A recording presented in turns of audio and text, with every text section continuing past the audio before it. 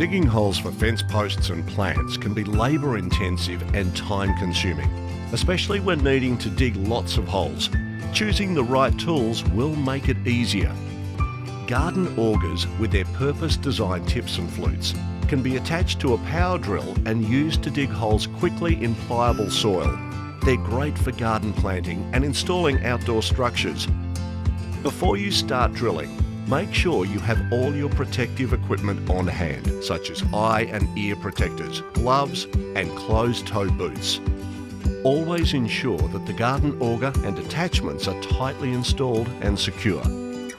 It's important to have an auxiliary side handle fitted to the drill for increased stability and safety.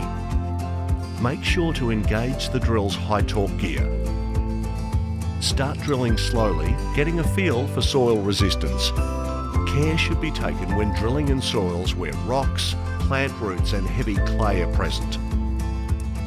Make sure there are no obstructions in your drilling area. When unsure of soil structure, allow the garden auger to drill the hole at a slow and steady pace. Remove the auger to check your progress until your hole is at the desired depth.